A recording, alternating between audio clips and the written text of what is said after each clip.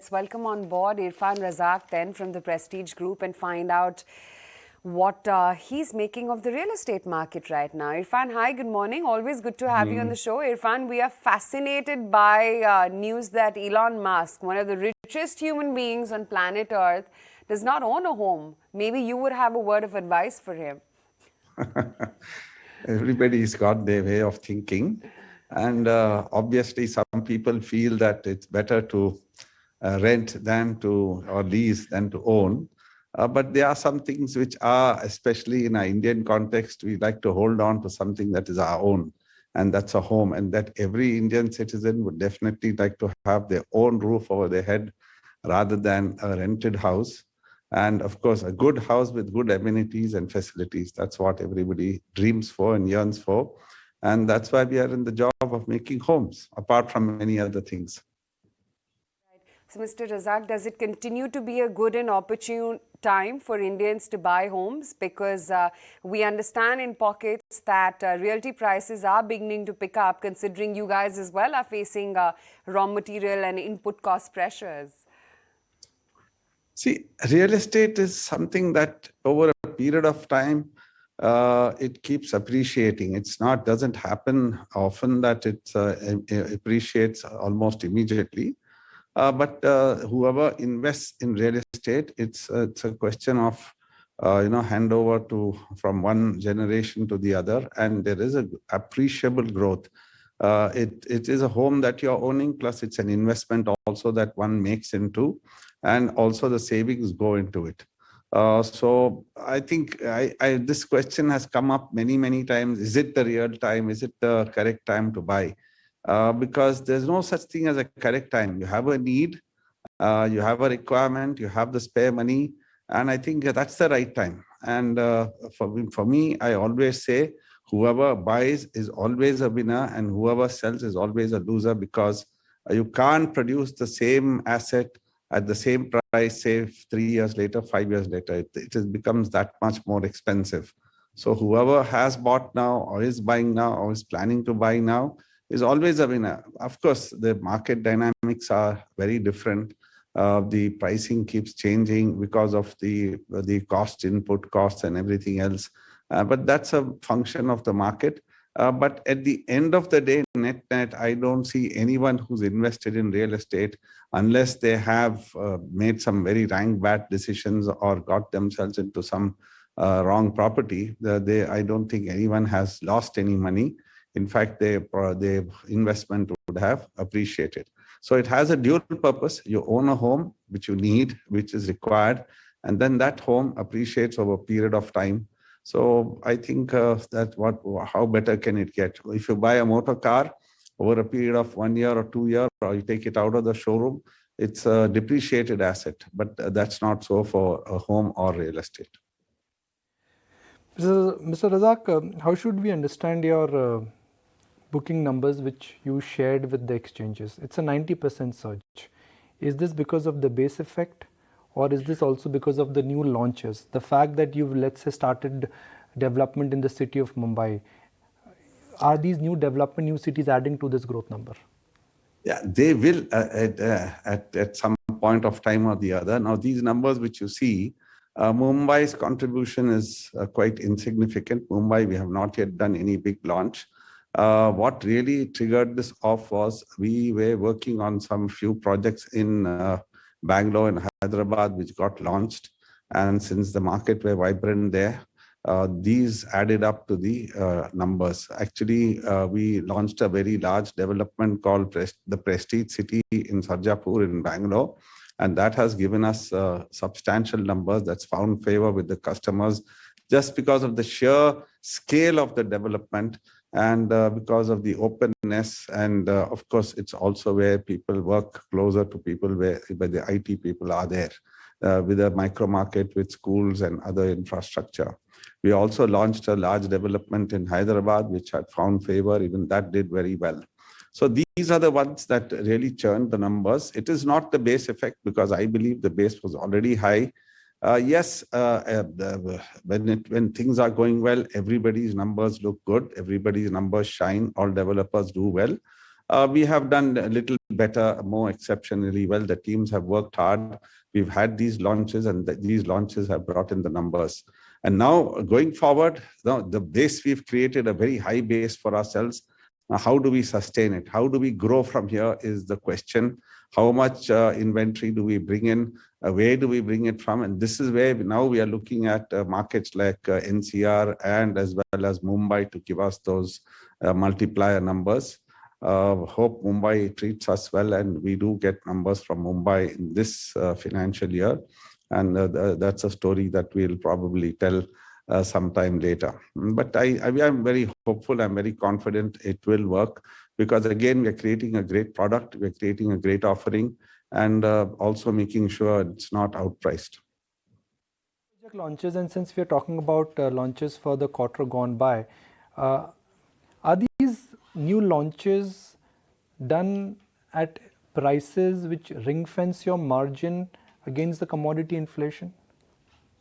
I mean, that's a fantastic question, because today with the commodity inflation, just selling and then celebrating the sales without having the bottom lines protected is not something very wise.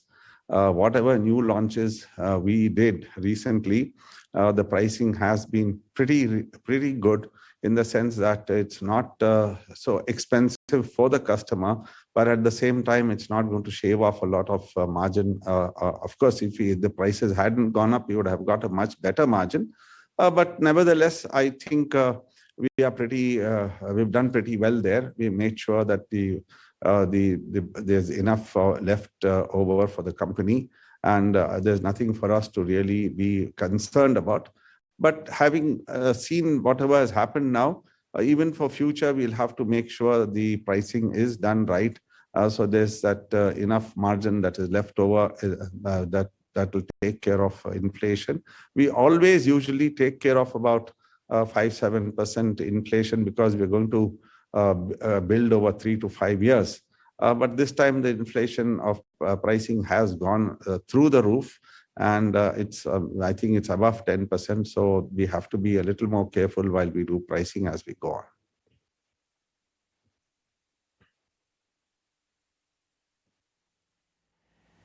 Good morning, Mr. Razack. This is Nantara also joining in on the conversation. So if you look at the pre-sales numbers and talk about the comeback of the property market for your company, year on year, higher by 90%. But if I were to see last quarter, the pre-sales numbers, they're lower sequentially. And it's something that's true for Prestige, it's true for Sobha, it's true for Oberoi, it's across the board. Is this base effect that's come at play? The larger question I'm just asking is, the property market's just made a comeback. I'm guessing it's not a slowdown or a slowing down of sales. No, it's the season, because see now the 4,000 plus crores that we got in the previous quarter was basically because of the festival season. And we also had generally once a year we have a festival called Keys, where there's about a month of offers are made to customers, so a lot of attraction comes in from there. A lot of ready inventory or inventory that is completed gets sold. So the Keys got us a lot of business, as well as the festival got us a lot of business. And the quarter that has just gone by, this January to March, it's a dry month and a dry quarter. And I believe in spite of that, for us to do 3,000 plus crores is definitely, I think, very good. And the teams that have worked for it need to be applauded for this, because it is quite a big effort that they have done to achieve these numbers. It doesn't come easy. It's just, as I said, the offering that was there was available, and they just cashed out on it. So you cashed out on it and got that bounty of nearly 4,000 crore rupees. Mr. Razack, we understand that the company has plans for launching 15 million square feet across a couple of cities in the new financial year. Can you tell us a little bit, when we talk about the residential segment, what kind of price brackets are you going for? Where are you seeing the maximum demand? COVID has led to a demand of bigger homes. Bigger homes will obviously be more expensive, and we've seen what's happening in commodity prices. Yeah. So this was a contradiction even for us.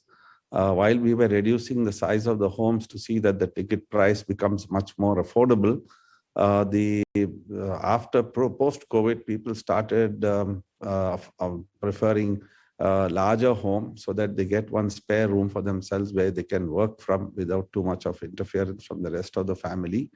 That could be used as a study or a spare room or whatever. And the larger homes also found favor. Nevertheless, even the 1 and 2 bedroom homes are also selling. It's not that.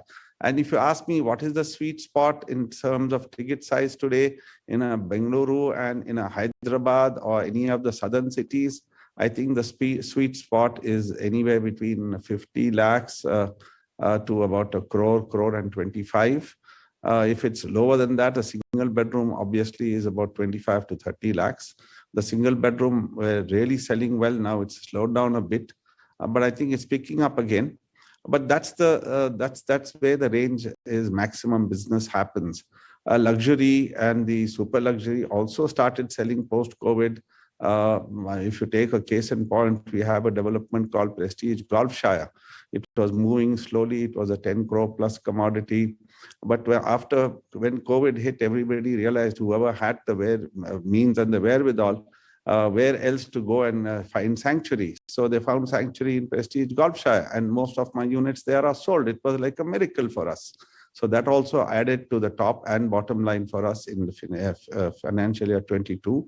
That gives us hope that even going forward, a luxury product also well designed. There is a niche market. It's not a very big market, but even then there will be buyers. Now, if you come to Mumbai, I can't offer anything at 1 crore or 1 crore to 50 lakhs. I'll have to go a little more higher. So we've got a range in Mumbai which will be 2 crores upwards and which goes again up to 10 crores. I think that's where, again, I believe that the sweet spot will be between 2 to 5 crores, and that's where the sales will come from. The new project that we have in Mulund called the Prestige City is yet to be launched. It will get launched in the month of May, hopefully. We're getting ready, the teams are getting ready, and that should be a game changer. Plus, we've got something on the marine lines called the Ocean Tower in Mumbai, as well as we've got our Jasdan Classic where construction is going on pretty nicely. Even that needs to be relaunched and repositioned well. Closing comments, Mr. Razack. Now, while we are talking about steel and cement, the most important, if I may use the word raw material, for any builder is the price of land. The price of land has gone up, at least when I speak to my friends and family and brothers and sisters in small towns. What is the update on land pricing in cities? Has that also gone? Is that also going to an inflationary pressure? Because so that's a bigger nightmare for you. Steel and cement आप still control कर लोगे. Land price, nothing can be done. No, steel and kuch control, nothing is in our control, whether steel, cement or any other. In fact, when we talk about construction, we talk only about steel and cement. But there are so many things. It's the wire that goes inside the in the apartment that has gone up. It's the glazing, it's the cost of glass, it's the cost of the wood, everything that has gone up today. Every component has gone up. Some components have gone up as much as 100%. But we need to see how we can do value engineering and make sure that the product is also good, and at the same time it doesn't just become unaffordable.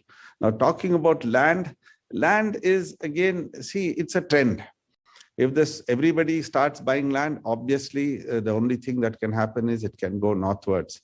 Now, again, land, it depends on how we discuss land. Now, if you're talking about a plot of land, somebody wants to buy and build a home, of course, those have gone up really, really high. And I think it's becoming more and more unaffordable for people to just buy a piece of land to build a home for themselves. And as developers, since the city is growing and there's not much land left inside the city, we have to get outside. I mean, this is particular for cities like Bangalore, Hyderabad and Chennai. But in Mumbai, of course, land is always a problem. But what is the major cost for Mumbai is more than the land is the premiums. Of course, the government had reduced the premium by half till December. I wish they had continued that for 6 months more. A lot of money they garnered in with the reduction.